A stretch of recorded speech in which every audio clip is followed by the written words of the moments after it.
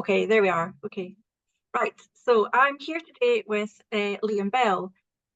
Liam Bell is a writer and lecturer. He has a degree in English literature, a master's in creative writing, and a PhD, which led to his debut novel, So It Is. After many years lecturing at Stirling University, he is now the Chancellor's Fellow and Life, yeah. Lythe Senior Lecturer in Creative Practice at Strathclyde Uni. Liam has published 4 novels, the latest being The Sleepless in 2023.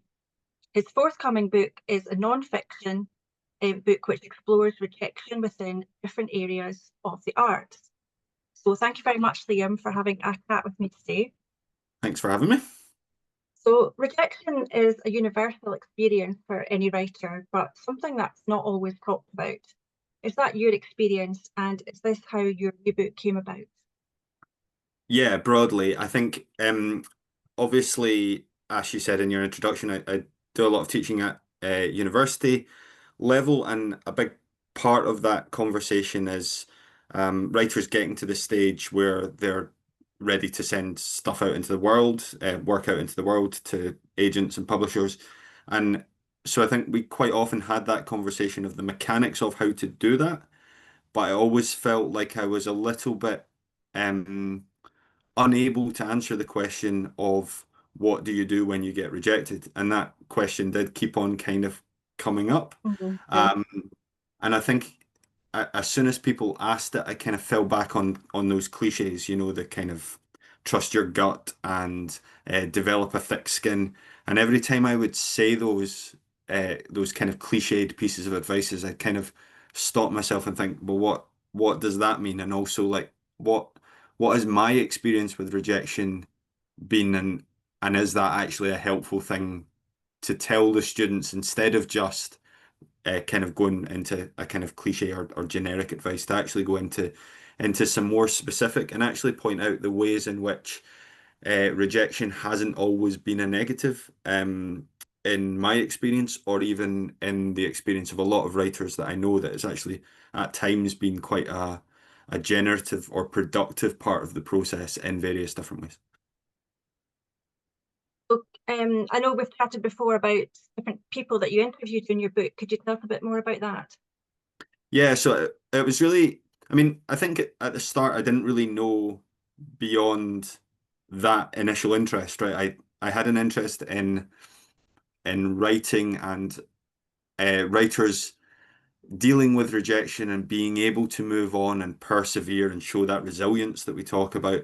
Um, so it started really with chatting to writers, and thankfully again, because of the university job, but also just because I've kind of been around for a while in the Scottish literary scene, I had some good people that I could call upon to go and have those initial conversations. So I spoke to um, 4 writers about their experiences with rejection. And then from there, I realized that actually the it kind of opened up more questions. And one of the questions that I became really interested in was how people in different art forms, artists in other art forms, dealt with rejection. Because if you think of like actors going to auditions, they're dealing with rejection. Um, uh, I mean, this is a huge generalization, but generally they would be dealing with rejection more often, and they're also more likely to encounter it face to face. And then we also had, I also began thinking about dancers, because dancers not only have to deal with rejection quite often, it's also face to face. It also starts at a very young age in dancing as well. So there was these like differences between the art forms, which I thought might actually be really helpful in terms of like us learning from each other, because writers aren't great about talking about rejection, but neither are any of these other art forms. So actually, if we could just get us all talking to each other, and in some ways, me as a writer talking to a dancer about their rejection is a step removed from my own, I've never been rejected. Well, I was going to say I've never been rejected for my dancing. I've never been formally rejected for my dancing, for a professional opportunity. So I think I saw that as a kind of productive way of beginning to examine the ways in which we might all learn from each other, essentially. Yeah. So did you find any sort of common themes between how people deal with rejection? Yeah, I think so. And I think a big part of my journey through the book was trying to, and actually just through the process of doing the interviews, was trying to piece those kind of themes together. I think one of the things that I found, I mean, there are quite a few, but a couple of key ones for me. The first one is that I think I found that a lot of times the kind of binary between acceptance and rejection kind of dissolved a bit, in that pretty much everybody that you talk to has had uh, an acceptance that actually ended up having an element of rejection in it, so where they had to maybe give up a part of the project that they really loved, or actually maybe even um, kind of cross some kind of personal boundaries in order to get the project made, or those kind of compromises within the acceptance. And similarly, in terms of rejection, a lot of artists that I spoke to across all these different art forms who had been rejected at some point in a way that had enough positivity and feedback and hope of onward connection that actually it ended up leading to something down the line. So although it's an initial rejection, actually it ends up being an acceptance. And I think that's really useful, particularly for kind of emerging writers. That idea that actually it, you going out and fostering these connections, even if it does end up as a rejection, you need to look for those little moments within it. And I think the other theme that I found really early on but that I really liked, was that we actually all have practical strategies for dealing with rejection as well, even if they're very small. So, um, as much as I was saying to the students in the classroom, oh, well, actually, sometimes, you need to develop a thick skin and those kind of ideas, those kind of cliched ideas. Actually, most artists that I spoke to had a practical strategy. So whether it's going out for a run, going out for a walk. There's a group of students that I had a few years ago who had this kind of concept of the rejection chair. So three of them lived together, and they were all sending work out. And anytime one of them got a rejection, they would sit in the rejection chair and they would get, whatever they wanted for as long as they were sitting in the chair. So they'd get, chocolate and cups of tea and all the sympathy that they wanted. But their rule was, once you get up out of that chair, you're done, right? You're Okay, moving yeah. on, you're on to the next thing. And I really like that, just as a really practical strategy. And I think that's, again, going back to the kind of emerging writers that I've spoken to, I think that's what we all kind of look for is actually somebody just to tell us, well, what do I actually practically do once I've been rejected? How do I set it into the past? And that kind of more amorphous advice of develop a thick skin isn't much use for that, right? We need something that we can go and do, whether it's go for a walk, or have a glass of wine, whatever it might be. But we need those practical strategies. Yeah. And everything kind of comes on a sort of sliding scale, doesn't it? Because sometimes you send work out and it really means a lot to you. And other times you're taking a bit of a chance. So sometimes you get that rejection. Those ones are maybe easier to sort of brush off. Yeah, absolutely. And I think absolutely it's on a sliding scale. And I think sometimes you get a rejection that you really thought would hurt and doesn't. And I think that maybe somewhere deep inside makes you realize, actually I knew that wasn't either the right place to be sending it to, or that the work wasn't quite at the level that I wanted it to be. And sometimes actually I think you can get a rejection that hurts more than you thought it would, and you realize actually that that was maybe going to take my work in a different way, or progress my career in a way that I wasn't expecting. So I had maybe in the background pinned more hopes on that than I thought I had, if you like. So no, absolutely. I think there's definitely that kind of sliding scale of rejections that you get, and I think, but I also think it's really important that we do take those kind of big leaps, because you never know what's going to come off. And I also have spoke a lot to artists in the book about having irons in the fire, right? I think it's really useful. I've always found it really useful, particularly for things like novel submissions, to have, multiple submissions out there, five, six submissions out there, so that actually when a rejection comes back, it's not the whole fire growing cold. It's just one of the irons in the fire growing cold, and I think that's really important, actually. Yeah. Mm. So have you got any advice you would give to a writer who's perhaps struggling with rejection or worried about finding success? Yeah, uh, I mean, part of it is definitely that idea of there never being, in my experience at least, this kind of binary divide between success and failure. I think certainly when I was starting out, I had this feeling that there was like a single kind of door to walk through. There's a kind of great hall of literature, and somebody opens the door for you, and you get in, and suddenly you're there, and everybody's everybody loves your work. No problem getting it published again and again and again. Awards, awards, awards. Fantastic. You're in there and you're having a wonderful time at this kind of party.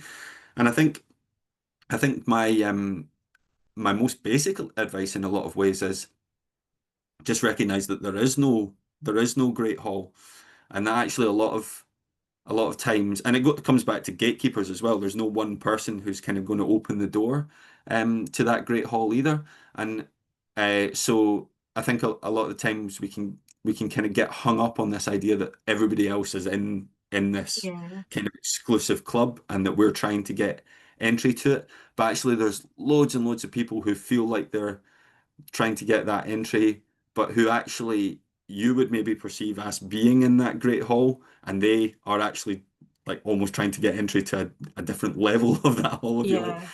I've stretched that metaphor too much, but actually people who feel like they've been kind of turfed out and are trying to get back in. And so just kind of making peace with the idea that there is no one, again, this sounds a little bit like a cliche, but there's no one route through, and there's no one kind of uh, template of success.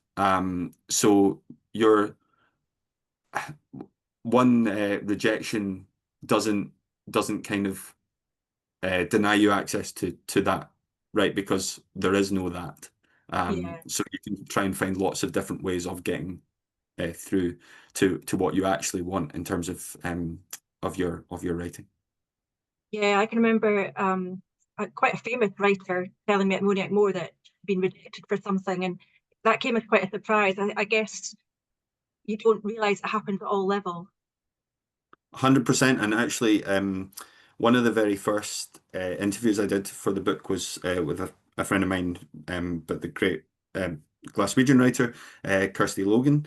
And she, as we were talking about being rejected and our experiences of rejection, she got a rejection.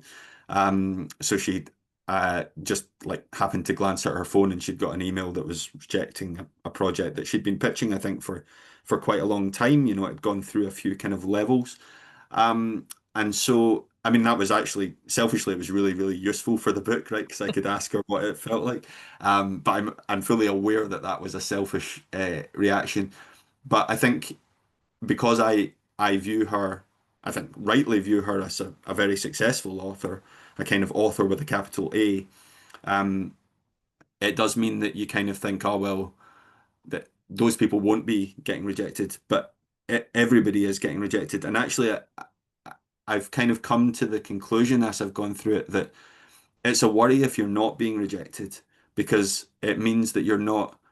So I think there are people whose kind of name recognition is big enough that they can go through and they Yeah. can get lots of projects greenlit. But actually, if they're pushing themselves and changing their work and striving to do new things, then actually they should be getting rejected. because they'd be pushing themselves, out of their comfort zone and into new things and to new kind of audiences. But there's also that thing which, all the writers watching this will be well aware of, is that once uh, rejection comes in many forms, right? Once you can be accepted by an agent and then rejected by publishers. You can be accepted by an agent and by publishers and then kind of rejected by the wider readership, right? You can just get bad reviews. So yeah, I think, sorry, I've gone a wee way off from your question, but I think that idea that actually there is no writer at any career stage who isn't experiencing rejection. Everybody's experiencing it. It's just about kind of levels and sharpness, and but that's why when you, as you were just saying, Kate, when you go and talk to like an experienced writer, you'll never find them not empathizing with the rejection process, because they have all been rejected, and to a large extent they all will still be being rejected. Yeah. I also always like these anecdotes you see when people win a big competition and then say, "Oh, I've already submitted this like 20 times and nobody wanted it, and now it's won this big competition." I always find that be quite motivating to think, this time might be the time it'll get, this thing that I've been hauling around and behind me for 7 years. Yeah, It's no, going to get greenlit. 100%. And you just never know. And I mean, it's about which version of the thing goes forward. It's about fit with the competition, right? And one of it might just be about it being its time to kind of shine. Yeah, One of the other authors that I interviewed was Graham Armstrong, whose book The Young Team was kind of famously rejected about 300 times. He wears that as a badge of honor, and I think quite rightly, because actually, and he talks to me about it, he in going through those rejections, he was making sure that it was finding its audience, and that it was representative of those communities that he was writing about, and that it was representative of the voice, um, and that actually a lot of that rejection, and again, I kind of talked to him about this, that the rejection of the earlier drafts isn't just a kind of static process. It's actually forming and helping to shape what the kind of project is. And I think that's really important for us all as writers, is and it can be really difficult to do this, but from the rejection, to take whatever we can in order to reform and rethink and reshape the project moving forward, so that we're kind of using it as an iterative honing process to get hopefully closer to acceptance. yeah. So if readers want to look out for your book, is it out next year? It's out in February. I want to say February the 4th, but it might be February the 12th. And I'm not sure why I've got those two dates in my head. Somewhere between the 4th and the 12th of February 2027. Yeah, it's coming out with Icon Books. So we're just I just signed off on the proofs last week. So we're just kind of starting to put all the publicity in place and that kind of stuff. So yeah, this kind of February next year. And the title was it just Rejection? It's Rejection, a User's Guide. I was really keen to kind of point towards this kind of idea of it being uh, active and kind of what's the word? Yeah, engaged with process. It's not a static series of interviews, or I hope it's not a static series of interviews.